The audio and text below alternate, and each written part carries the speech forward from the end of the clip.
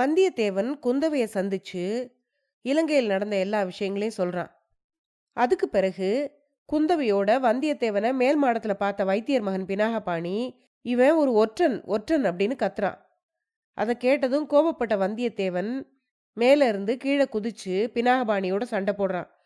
அந்த சமயத்துல அங்க வந்த முதன் மந்திரி அனிருத்தர் வந்தியத்தேவனையும் வைத்தியர் மகனையும் கைது செய்யும்படி உத்தரவு போடுறாரு. அதுக்கு பிறகு குந்தவையை சந்திச்ச முதன் மந்திரி, வந்தியத்தேவன் ஏன் பழுவூர் ராணியோட ஒற்றனா இருக்கக்கூடாது அப்படின்னு குந்தவை கிட்ட ஒரு கேள்வி எழுப்புறாரு. குந்தவை குழம்பி போறா.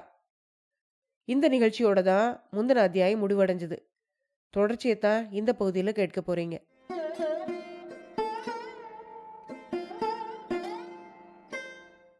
அனைவருக்கும் வணக்கம். நீங்கள் கேட்டுக்கொண்டிருப்பது கதை ரேடியோ தமிழ். அமரர் கல்கி அவர்கள் எழுதிய பொன்னியின் செல்வன் நாவலுடைய 3வது பாகத்தை கேட்டுட்டு இருக்கீங்க. இதுவரைக்கும் 27 அத்தியாயங்களை கேட்டிருக்கீங்க. 28வது அத்தியாயத்திலிருந்து இந்த பகுதியில் கேட்க போறீங்க. கதையை ஆரம்பிக்கிறதுக்கு முன்னால சேனலுக்கு வந்திருக்கிற எல்லாருக்கும் என்னுடைய அன்பான வரவேற்புகள். இப்போ வாங்க கதைக்குள்ள போகலாம். அத்தியாயம் 28, ஒற்றனுக்கு ஒற்றன். மௌனமாயிருந்த அரசிளங்குமரி குந்தவையை பார்த்து முதன் மந்திரி அனிருத்தர், தாயே, ஏன் பேசாமல் இருக்கிறாய்? வந்தியத்தேவனை இன்னமும் நீ நம்புகிறாயா என்று கேட்டார். ஐயா அமைச்சர் திலகமே, நான் என்ன சொல்லட்டும்? இன்னும் கொஞ்ச நேரம் தங்களுடன் பேசிக்கொண்டே போனால் என்னை நானே சந்தேகிக்கும்படி செய்து விடுவீர்கள் போலிருக்கிறதே என்றாள் இளவரசி. காலம் அப்படி இருக்கிறது அம்மா. யாரை நம்பலாம், யாரை நம்பக்கூடாது என்று முடிவெடுப்பது அவ்வளவு சுலபமில்லைதான். நாலாபுரமும் அவ்வளவு விரோதிகள் சூழ்ந்திருக்கிறார்கள். அவ்வளவு மர்மமான சூழ்ச்சிகளும் நடந்து கொண்டிருக்கிறது என்றார் முதன் மந்திரி அனிருத்தர். ஐயா, தாங்கள் சொல்வது உண்மையாயிருக்கலாம். ஆனால் அந்த வானர் குல வீரர் பழுவூர் ராணியின் ஒற்றனாயிருப்பான் என்று மட்டும் என்னால் நம்ப முடியவில்லை. அவனை தயவு செய்து விடுதலை செய்து விடுங்கள் என்றாள் குந்தவை. நன்றாக யோசித்து பாரம்மா. அந்த பெண் நந்தினியிடம் மாய மந்திர சக்தி ஏதோ இருக்கிறது. சிவபக்தன் மதுராந்தகன் அவளுடைய வலையில் விழுந்து ராஜ்யத்தில் ஆசை கொண்டான். சம்புவரையரின் மகன் கந்தமாறன் அவளுடைய ஓலையை எடுத்துக்கொண்டு ஆதித்த கரிகாலனிடம் போயிருக்கிறான். பழுவேட்டரையர்களின் பரம விரோதியாயிருந்த பார்த்திபேந்திரன் இன்று பழுவூர் ராணியின் அடிமையாகிவிட்டான். சோழ ராஜ்யத்தை 2ஆக பிரித்து மதுராந்தகனுக்கு ஒரு பகுதியும் ஆதித்த கரிகாலனுக்கு ஒரு பகுதியும் கொடுத்து சமரசம் செய்து வைக்கவும் அவன் முன்வந்திருக்கிறான். இப்படி அனிருத்தர் சொல்லிக் கொண்டிருக்கும் போதே, இது என்ன அக்கிரமம்? ராஜ்யத்தை 2ஆக பிரிக்கவா?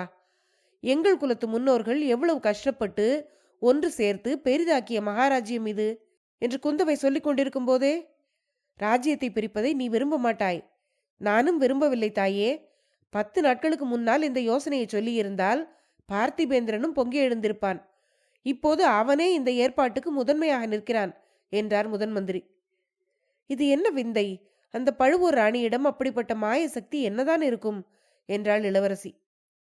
அதை நான் உன்னிடம் கேட்க வேண்டும் என்றிருந்தேன். நீ என்னவென்றால் என்னை கேட்கிறாய். போகட்டும், வந்தியத்தேவன் மட்டும் அவளுடைய மாய சக்திக்கு உட்பட மாட்டான் என்று எதனால் நீ அவ்வளவு நிச்சயமாக சொல்லுகிறாய் என்று கேட்டார் அவர்.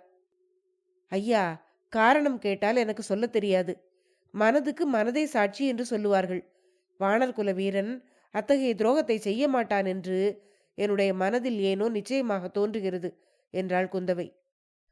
அப்படியானால் அதை பரிசோதனை செய்து பார்த்து விடலாம் அம்மா என்றார் முதன் மந்திரி. அப்படி என்ன பரிசோதனை என்றாள் குந்தவை. காஞ்சிக்கு ஒரு தூதனை நாம் உடனே அனுப்பியாக வேண்டும். ஆதித்த கரிகாலனுக்கு மிக நம்பிக்கையான ஆளிடம் அவசரமாக ஓலை கொடுத்து அனுப்ப வேண்டும். என்ன விஷயத்தை பற்றி என்று கேட்டாள் குந்தவை. சற்று முன்னால் நந்தினியை விஷநாகம் என்று சொல்லிவிட்டு அதற்காக நீ மன்னிப்பு கேட்டுக்கொண்டாய். உண்மையில் விஷநாகத்தை விட அவள் பன்மடங்கு கொடியவள். இந்த சோழ குலத்தை அடியோடு நாசம் செய்து பூண்டோடு ஒழித்துவிட அவள் திட்டமிட்டிருக்கிறாள் என்றார் முதன் மந்திரி. கடவுளே, என்ன பயங்கரம் என்று குந்தவை கூறிய போது அவளுடைய உள்ள கடல் பற்பல எண்ண அலைகளால் கொந்தளித்தது. அவள் உன் தமையன் ஆதித்த கரிகாலனை கடம்பூர் அரண்மனைக்கு அழைக்கும்படி சம்புவரையரை தூண்டியிருக்கிறாள். சம்புவரையர் மகள் ஒருத்தியையும் பழுவேட்டரையர் குமாரி ஒருத்தியையும் கரிகாலனுக்கு மனம் செய்விப்பது பற்றி பேசி வருகிறாள். ராஜ்யத்தை 2ஆக பிரித்து சமரசம் செய்விக்கும் விஷயத்தையும் அங்கேயே பேசி முடிவு செய்ய போகிறாளாம். இவையெல்லாம் வெளிப்படையான பேச்சு. ஆனால் அவளுடைய அந்தரங்கத்தில் என்ன நோக்கம் வைத்திருக்கிறாளோ அது யாருக்கும் தெரியாது. எல்லாம் அறிந்தவன் என்று கர்வம் கொண்டிருக்கும் என்னால் கூட அவளுடைய நோக்கத்தை அறிய முடியவில்லை. ஆதித்த கரிகாலன் கடம்பூர் மாளிகைக்கு போகாமல் எப்படியாவது நாம் தடை செய்தாக வேண்டும். அதற்குத்தான் நீயும் நானும் ஓலை கொடுத்து வந்தியத்தேவனிடம் அனுப்ப வேண்டும். நம்முடைய விருப்பத்தை மீறி கரிகாலன் கடம்பூர் மாளிகைக்கு புறப்படும் பட்சத்தில் வந்தியத்தேவனும் அவனுடன் போக வேண்டும். உடம்பை பிரியாத நிழலை போல் அவன் உன் தமையனை தொடர்ந்து காவல் புரிய வேண்டும். நந்தினியை தனியாக சந்திப்பதற்கு அவன் இடம் தரக்கூடாது. முதல் மந்திரி இப்படி கூறியதும் குந்தவை பெருமூச்சு விட்டாள். எல்லா விவரங்களையும் அறிந்து அவர் சொல்கிறாரா அல்லது ராஜாங்க நோக்கத்தை மட்டும் வைத்துக்கொண்டு சொல்கிறாரா என்று அவளால் ஊகிக்க முடியவில்லை. ஐயா, அவர்களுடைய சந்திப்பை தடுப்பது அவ்வளவு முக்கியமான காரியம் என்று ஏன் கருதுகிறீர்கள் என்று கேட்டாள் அவள். அம்மணி, வீரபாண்டியனுடைய ஆபத்துதவிகள் சிலர் சோழ குலத்தை பூண்டோடு அழிக்க சபதம் செய்திருக்கிறார்கள். அவர்களுக்கு பெரிய பழுவேட்டரையருடைய பொக்கிஷத்திலிருந்து புதிய தங்க காசுகள் போய்கொண்டிருக்கின்றன. இதை காட்டிலும் இன்னும் ஏதாவது இதை பற்றி நான் சொல்ல வேண்டுமா என்று கேட்டார் முதன் மந்திரி. வேண்டாம் என்று முணுமுணுத்தாள் குந்தவை. சூடாமணி விகாரத்தில் ஜுரத்துடன் படுத்திருக்கும் இளவரசரின் நினைவு அவளுக்கு வந்தது. பொன்னியின் செல்வனையும் அபாயங்கள் சூழ்ந்திருக்கலாம் அல்லவா என்று நினைத்து கொண்டாள். ஐயா, சோழ நாட்டுக்கு விபத்துக்கு மேல் விபத்தாக வந்து கொண்டிருக்கும் இந்த சந்தர்ப்பத்தில் தாங்கள் முதல் மந்திரியாயிருப்பது அதிர்ஷ்டவசம்தான். என் தம்பியின் விஷயமாக என்ன ஏற்பாடு செய்தீர்கள் என்று கேட்டாள். சோழ நாட்டில் உள்ள எல்லா சிவாலயங்களிலும் விஷ்ணு ஆலயங்களிலும் இளவரசர் பத்திரமாக திரும்பி வருவதற்கு பிரார்த்தனை செய்து அர்ச்சனை அபிஷேகம் நடத்த சொல்லியிருக்கிறேன். நாகைப்பட்டினம் சூடாமணி விகாரத்தில் புத்த பிக்ஷுக்கள் ஒரு மண்டலம் விசேஷ பிரார்த்தனை நடத்தப் போகிறார்கள். வேறு என்ன செய்யலாம் என்று நீ சொல்கிறாய் என்று கேட்டார் முதன் மந்திரி. சூடாமணி விகாரத்தை பற்றி சொல்லும்போது முதல் மந்திரியின் முகத்தில் ஏதாவது மாறுதல் ஏற்படுகிறதா என்று குந்தவை கவனித்தாள்.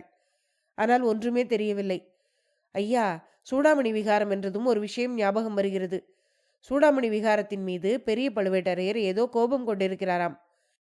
இலங்கையில் பிக்ஷுக்கள் இளவரசருக்கு முடிசூட்டுவதாக சொன்ன செய்தி வந்ததிலிருந்து அந்த கோபம் முற்றி போயிருக்கிறதாம். இளவரசர் காணாமல் போனதற்கு பழியை சூடாமணி விகாரத்தில் உள்ள பிக்ஷுக்கள் மீது சுமத்தினாலும் சுமத்துவார்கள். அதற்கு தக்க பாதுகாப்பு தாங்கள்தான் செய்ய வேண்டும் என்று சொன்னாள். உடனே செய்கிறேன் அம்மா. சக்கரவர்த்தியின் கட்டளையுடன் சூடாமணி விகாரத்தை பாதுகாக்க ஒரு சிறிய படையையே வேண்டுமானாலும் அனுப்பி வைக்கிறேன். நீ வந்தியத்தேவனை காஞ்சிக்கு அனுப்புவது பற்றி என்ன சொல்கிறாய் என்று கேட்டார் அவர். ஐயா, அவ்வளவு முக்கியமான காரியத்துக்கு வேறு யாரையாவது அனுப்புவது நல்லதல்லவா என்று கேட்டாள் அவள். உனக்கு மட்டும் அவனிடம் நம்பிக்கை இருந்தால் அவனையே அனுப்ப விரும்புகிறேன். அவனுடைய வீர சாகச செயல்களை பற்றி நானும் கேட்டு தெரிந்து கொண்டிருக்கிறேன். எதற்கும் அஞ்சாத அசகாய சூரனையே இந்த காரியத்துக்கு நாம் அனுப்ப வேண்டும். இன்றைக்கு நான் அரண்மனை முற்றத்துக்கு வந்து கொண்டிருந்த போது என் கண்ணாலேயே பார்த்தேனே, அந்த வைத்தியர் மகனை அவன் என்ன பாடுபடுத்தி விட்டான். நான் குறுக்கிட்டு தடுத்திராவிட்டால் வைத்தியர் மகன் யமனுக்கு வைத்தியம் செய்ய போயிருப்பான் என்றார் முதன் மந்திரி. இளைய பிராட்டி இதை கேட்டு பூரிப்பு அடைந்தாள். ஆனாலும் சிறிய தயக்கத்துடன், வீரனாயிருந்தால் மட்டும் போதுமா, படபடப்புக்காரனாயிருக்கிறானே, எவ்வளவு விரைவில் சண்டை போட தொடங்கிவிட்டான் என்றாள். அதற்கு வேண்டுமானால் பின்னோடு என்னுடைய சீடன் திருமலையையும் அனுப்பி வைக்கிறேன். நிதானமான யோசனைக்கு பெயர் போனவன் ஆழ்வார்க்கடியான் என்றார் அனிருத்தர். இளைய பிராட்டி தன் மனதுக்குள், இவருடைய உள்ளத்தில் இருப்பதை கடவுளும் அறிவாரோ என்னவோ தெரியவில்லையே, ஒற்றனுக்கு துணையாக ஒற்றன் ஒருவனையே அனுப்பி வைக்க விரும்புகிறார் போல் இருக்கிறது என்று எண்ணிக்கொண்டாள். அத்தியாயம் 29. வானதியின் மாறுதல். குந்தவை வந்தியத்தேவனை சிறையிலிருந்து மீட்டு மறுபடியும் பிரயாணம் அனுப்புவதற்காக புறப்பட்ட போது வானதி எதிரே வந்தாள். இளைய பிராட்டியிடம் அடிபணிந்து நின்றாள். என் கண்ணே, உன்னை விட்டு விட்டு வந்துவிட்டேன். இன்னும் கொஞ்சம் முக்கியமான வேலை இருக்கிறது. அதை முடித்துவிட்டு வந்து விடுகிறேன். சற்று நேரம் தோட்டத்தில் சென்று இரு. ஓடை பக்கம் மட்டும் போகாதே என்றாள் குந்தவை. அக்கா, தங்களுக்கு இனிமேல் தொந்தரவு கொடுக்க மாட்டேன். நான் கொடும்பாளூருக்கு போக விரும்புகிறேன்.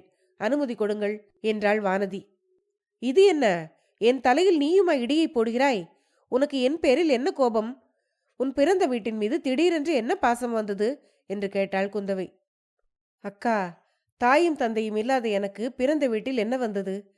எங்கள் ஊருக்கு பக்கத்தில் உள்ள காளி கோயிலுக்கு பூசை போடுவதாக என் தாயார் ஒருமுறை வேண்டிக் கொண்டாளாம்.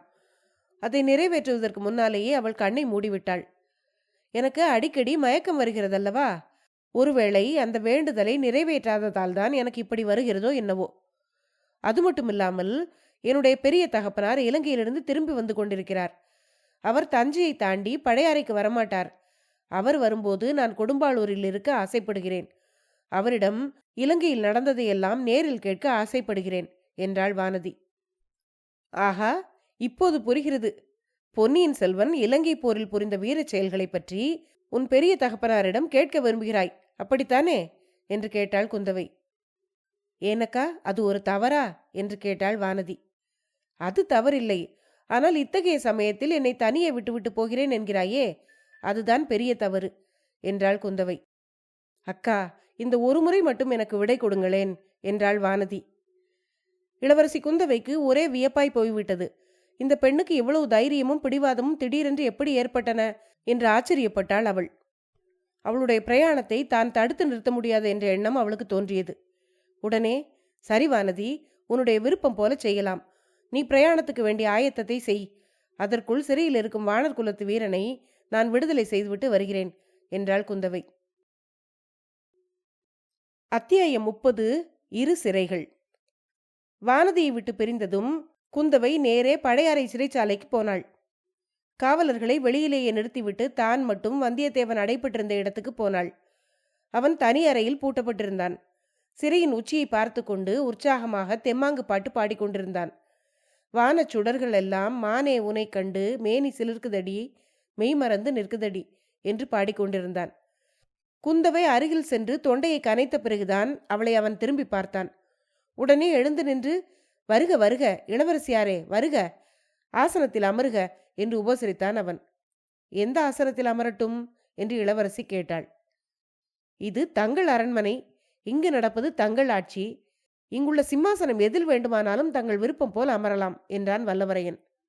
அதை கேட்ட குந்தவை, ஐயா, உமது முன்னோர்கள் ஆணை செலுத்தி மூவுலகையும் ஆண்ட போது வல்லத்து அரண்மனை இப்படித்தான் இருந்தது போலிருக்கிறது. எங்கள் நகரில் இந்த இடத்தை சிறைச்சாலை என்று சொல்லுவார்கள் என்றாள் இளவரசி. அம்மணி, எங்கள் ஊரில் இப்போது அரண்மனையும் இல்லை, சிறைச்சாலையும் இல்லை. பல தேசத்து அரசர்களுமாக சேர்ந்து அரண்மனை, சிறைச்சாலை எல்லாவற்றையும் இடித்து தரைமட்டமாக்கிவிட்டார்கள் என்று வந்தியத்தேவன் கூறிக்கொண்டிருந்த போதே, ஐயா, எனக்கு தங்களிடம் ஒரு கேள்வி கேட்க வேண்டும். வைத்தியர் மகன் பினாகபாணி மீது உமக்கு ஏன் அவ்வளவு கோபம்? என் கோபத்துக்கு வேண்டிய அளவு காரணம் இருக்கிறது அம்மணி. நல்ல ஆளை பிடித்து என்னோடு கோடிக்கரைக்கு அனுப்பினீர்கள். அவன் என் காரியத்தையே கெடுத்துவிட இருந்தான். அது போனால் போகிறதென்றால், சற்று முன்னால் இந்த ஊர் வீதியில் அவன் என்னை பகைவர்களின் ஒற்றன் என்று சொல்லி பழுவேட்டரையர்களிடம் பிடித்து கொடுக்க பார்த்தான். அங்கிருந்து தப்பி வந்தால் அரண்மனை முற்றத்தில் 1000-10,000 பேருக்கு எதிரில் என்னை பழுவூர் ராணியின் ஒற்றன் என்று குற்றம் சாட்டினான். குந்தவை அவனை இடைமறித்து, வல்லத்து இளவரசே, அது உண்மையல்லவா என்று கேட்டாள். எது உண்மை என்கிறீர்கள் அம்மணி? நீர் பழுவூர் ராணியின் ஒற்றன் என்று பினாகபாணி குற்றம் சாட்டியதைத்தான் கேட்கிறேன். உண்மை என்னவென்று சொல்வீரா என்று கேட்டாள் குந்தவை. இல்லை தேவி, இனிமேல் நான் உண்மை சொல்வதில்லை என்று விரதம் எடுத்துக் கொண்டிருக்கிறேன். வந்தியத்தேவன் இப்படி கூறியதும், இந்த விரதம் எப்போதிலிருந்து? ஹரிச்சந்திர நதிக்கரையில் பழுவூர் ராணியை பார்த்ததிலிருந்து அப்படிப்பட்ட விரதம் எடுத்துக்கொண்டீரா என்று கேட்டாள் குந்தவை. இல்லை இல்லை, அதற்கு முன்னாலேயே அந்த முடிவுக்கு வந்துவிட்டேன். நான் பொய்யை சொல்லிக் கொண்டிருந்த வரையில் எல்லோரும் என்னை நம்பிக்கொண்டிருந்தார்கள். ஓரிடத்தில் வாய் தவறி இளவரசர் நாகைப்பட்டினத்தில் பத்திரமாயிருக்கிறார் என்று சொன்னேன். ஒருவரும் அதை நம்பவில்லை. கேட்டவர்கள் எல்லாரும் சிரித்தார்கள். வந்தியத்தேவன் இப்படி கூறியதும், எவ்வளவு தவறான காரியத்தை செய்தீர். உம்முடைய வார்த்தையை அவர்கள் நம்பாததே நல்லதாய் போயிற்று. நம்பியிருந்தால் எவ்வளவு பிசகாக போயிருக்கும் என்றாள் குந்தவை. இனிமேல் எப்போதும் இத்தகைய தவறுகள் நேரவே நேராது என்றான் வந்தியத்தேவன். உமது வாக்குறுதிக்கு மிக்க நன்றி என்றாள் குந்தவை. நான் இப்போது என்ன வாக்குறுதி கொடுத்தேன் என்றான் வந்தியத்தேவன். இனிமேல் தவறு எதுவும் நேராமல் நான் இட்ட காரியத்தை செய்வதாக வாக்குறுதி கொடுத்தீர்கள் என்றாள் குந்தவை. கடவுளே, அப்படி ஒன்றும் நான் வாக்குறுதி கொடுக்கவில்லை. போதும், என்னை சிறையிலிருந்து விடுதலை செய்து விடுங்கள். நான் என் வழியே போகிறேன் என்றான் வந்தியத்தேவன். அப்படியானால் உமக்கு விடுதலை கிடையாது. இந்த சிறையிலேயே நீர் இருந்து வர வேண்டியதுதான் என்றாள் குந்தவை. அதை கேட்டு வந்தியத்தேவன் கலகலவென்று சிரித்தான். தேவி, தாங்கள் விடுதலை செய்யாவிட்டால் நான் இதிலிருந்து தப்பிச் செல்ல முடியாதா என்று கேட்டான். ஐயா, நீர் கெட்டிக்காரர். அதிலும் சிறையிலிருந்து தப்பிச் செல்வதில் மிக கெட்டிக்காரர். பழுவேட்டரையரின் பொக்கிஷ நிலவரையிலிருந்து தப்பிச் சென்றவருக்கு இது ஒரு பிரமாதமா என்றாள் குந்தவை. அப்படியானால் நீங்களே கதவை திறந்து என்னை விடுதலை செய்யுங்கள் அம்மணி என்றான் வந்தியத்தேவன். நானே இந்த சிறையை திறந்து விடலாம், நீரும் தப்பிச் செல்லலாம். ஆனால் இன்னொரு சிறையிலிருந்து நீர் தப்பவே முடியாது என்றாள் குந்தவை. எது, சின்ன பழுவேட்டரையரின் பாதாள சிறையை சொல்கிறீர்களா என்று கேட்டான் வந்தியத்தேவன். இல்லை, என்னுடைய இதயமான சிறைச்சாலையைத்தான் சொல்கிறேன் என்றாள் குந்தவை. அதை கேட்டதும் வந்தியத்தேவன் அதிர்ந்து போனான். தேவி, நான் வீடு வாசலற்ற அனாதை. என்னுடைய குலப்பெருமையெல்லாம் பழைய கதை, கவிஞர்களின் கற்பனை. தாங்களோ 3 உலகையும் ஒரு குடை நிழலில் ஆளும் சக்கரவர்த்தியின் செல்வகுமாரி என்றான். யார் கண்டது, இந்த சோழ குலத்தின் பெருமையும் ஒரு நாள் பழைய கதையாகலாம். தாங்கள் அன்பிற்கும் உண்டோ அடைக்கும் தாள் என்ற முதுமொழியை கேட்டதில்லையா என்றாள் அவள். அந்த முதுமொழி பொன்னியின் செல்வருக்கும் படகுக்காரி பூங்குழலிக்கும் கூட பொருந்தும் அல்லவோ என்று கேட்டான் வந்தியத்தேவன். ஆம், பொருந்தும்தான். என் தம்பி உலகமாள பிறந்தவன் என்று நினைத்தேன். அதனால் அவர்களுடைய நெஞ்சுக்கு தாளிட விரும்பினேன் என்றாள் குந்தவை. தேவி, பொன்னியின் செல்வர் அரசுரிமையை காட்டிலும் அமைதியான வாழ்க்கையை அதிகம் விரும்புகிறார். போர்க்களத்தில் வாளேந்தி வீசுவதைக் காட்டிலும் ஆலய திருப்பணியில் கல்லுடி கொண்டு வேலை செய்வதற்கு அதிகம் ஆசைப்படுகிறார் என்றான் வந்தியத்தேவன். ஆனால் மதுராந்தகனோ ராஜ்யம் ஆளுவதில் தீவிர நோக்கம் கொண்டிருக்கிறான். இங்கே ஆடு புலியாக மாறுகிறது, புலி ஆடாகிறது. ஆலவாய் இறைவன் நரியை பரியாக்கி பரியை நரியாக்கியதாக சிவபக்தரின் வரலாறு கூறுகிறது. அதை போல என்றாள் குந்தவை. தேவி, தங்களுடைய கருணையினால் நானும் ஒரு நரியானேன். ஒளிந்து மறைந்தும் தந்திர மந்திரம் செய்தும் இல்லாதது பொல்லாததை சொல்லியும் பகைவர்களிடமிருந்து தப்பி வந்திருக்கிறேன். அரசிளங்குமரி, இந்த வேலையை இனிமேல் என்னால் செய்ய முடியாது. எனக்கு விடை கொடுங்கள் என்றான் வந்தியத்தேவன். ஐயா, என்னுடைய உயிர் சிநேகிதி என்று எண்ணியிருந்த வானதி என்னை கைவிட்டு விட்டு போக பார்க்கிறாள். நீருமா என்னை கைவிட்டு போக எண்ணுகிறீர் என்று கேட்டாள் குந்தவை. தேவி, கொடும்பாளூர் இளவரசிக்கும் தங்களுக்கும் உள்ள விவகாரத்தை பற்றி நான் அறியேன். ஆனால் நான் எப்படி தங்களை கைவிட முடியும்? ராஜாதி ராஜாக்கள் தங்களுடைய பொற்கரத்தை கைப்பற்ற தவம் கிடக்கிறார்கள். ஆனால் நானோ குற்றேவல் செய்ய வந்தவன் என்றான். அவன் சொல்லிக் கொண்டிருக்கும் போதே இளைய பிராட்டி தன்னுடைய திருக்கரத்தை அவனிடம் நீட்டினாள். இது கனவா நனவா என்று தயக்கத்துடன் வந்தியத்தேவன் அந்த மலர்கரத்தை தன் இருகைகளாலும் பற்றி கண்களில் ஒற்றிக்கொண்டான். அவனுடைய உள்ளமும் உடம்பும் பரவசமடைந்தன. வானர் குலத்து வீரரே, கற்பு எனும் திண்மையை குலதனமாக பெற்ற பழந்தமிழ் மன்னர் வம்சத்தில் வந்தவள் நான். எங்கள் குலத்து பெண்களில் சிலர் கணவனுடன் உடன்கட்டை ஏறியதுண்டு. இப்போது உமது கரத்தை பற்றிய என்னுடைய கரம் இன்னொரு ஆடவனுடைய கையை ஒரு நாளும் பற்றாது என்றாள் குந்தவை. வல்லவரையன் சொல்லிழந்து செயலிழந்து குந்தவையின் கண்ணீர் ததும்பிய கண்களை பார்த்த வண்ணம் மதியும் இழந்து நின்றான். ஐயா, உம்முடைய பதட்டமான காரியங்களினால் உமது உயிருக்கு ஏதேனும் அபாயம் நேர்ந்தால் என்னுடைய கதி என்ன ஆகும் என்பதை சிறிது எண்ணிப்பாரும் என்றாள் குந்தவை. தேவி, தங்களுடைய இதயத்தில் இடம்பெற்ற இந்த பாக்கியசாலி உயிருக்கு பயந்த கோழையாயிருக்க முடியுமா என்று கேட்டான் வந்தியத்தேவன்.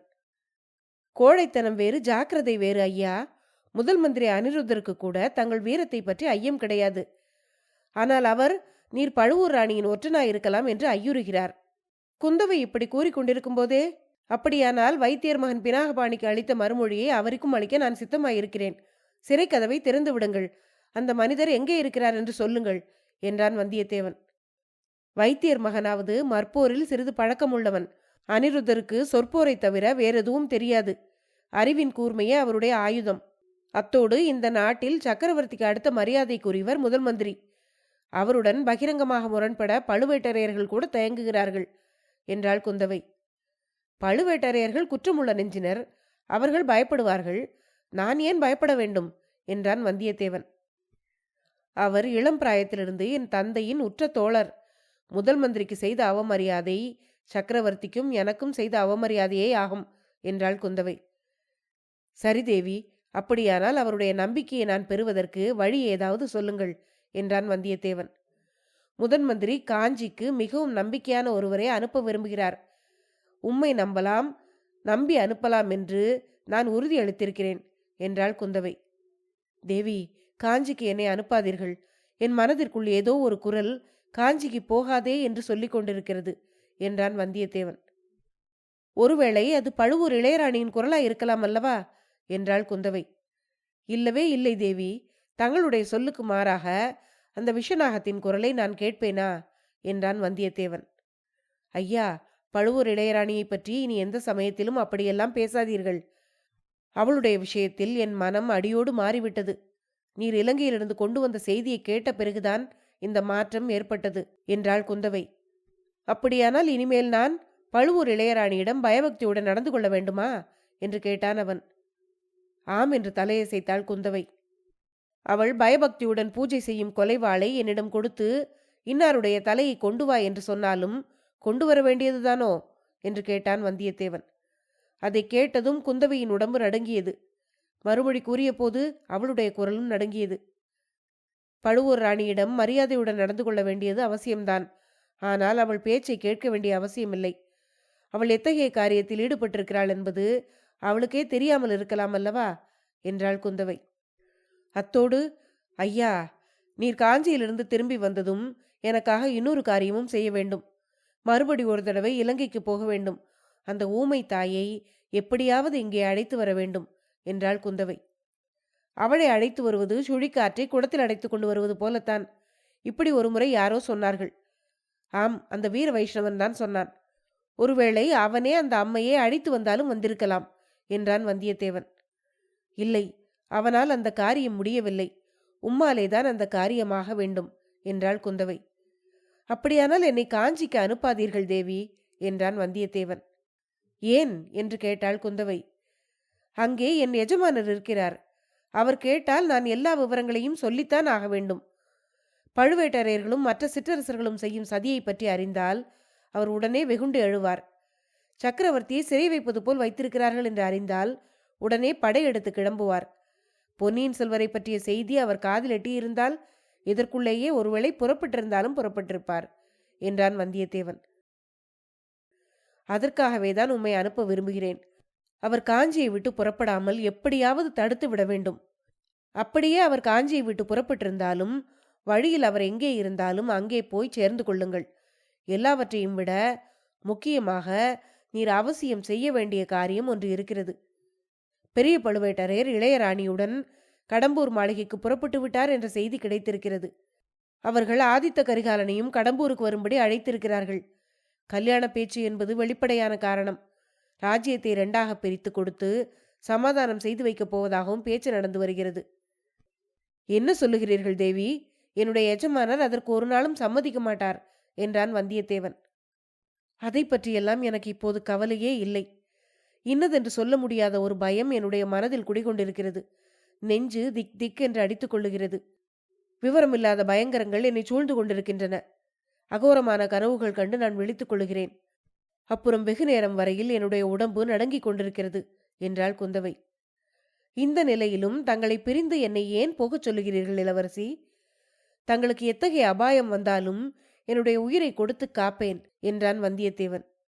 ஐயா, என்னுடைய பயம் என்னை பற்றியதே அல்ல, என்னுடைய தமையனை பற்றியது, பழுவூர் ராணியை பற்றியது. அவர்கள் சந்திக்க நேர்ந்தால் என்ன நேரிடுமோ என்று எண்ணி என் உள்ளம் கலங்குகிறது. அவர்கள் தனியாக சந்திக்க முடியாதபடி நீர் தடை செய்ய வேண்டும். ஐயா, என் தமையனை காப்பாற்றுங்கள். இரும்பு கவசம் போல் நீர் இருந்து உதவ வேண்டும். அவசியமானால் நந்தினி யார் என்பதை என்னுடைய சகோதரனிடம் சொல்லிவிட வேண்டும். நான் சொல்லலாம் இளவரசி, ஆனால் அவர் அதை நம்ப வேண்டுமே என்றான் வந்தியத்தேவன். நம்பும்படியாக சொல்லுவது உமது பொறுப்பு. எப்படி செய்வீரென்று எனக்கு தெரியாது. ஆனால் எப்படியாவது அவர்கள் சந்திக்க முடியாதபடி செய்தால் நலமாயிருக்கும் என்றாள் குந்தவை. தேவி, என்னால் என்ற முயற்சிகளை செய்து பார்க்கிறேன். தோல்வியடைந்தால் என்னை குற்றம் சொல்ல வேண்டாம் என்றான் வந்தியத்தேவன். ஐயா, தாங்கள் தோல்வியடைந்தாலும் வெற்றியடைந்தாலும் என் இதய சிறையிலிருந்து இந்த ஜன்மத்தில் தங்களுக்கு விடுதலை கிடையாது என்றாள் அரசிளங்குமரி. அத்தியாயம் 30 முடிவடைந்தது. அடுத்த பகுதியில் அடுத்து வரும் அத்தியாயங்களை கேட்கலாம். நன்றி.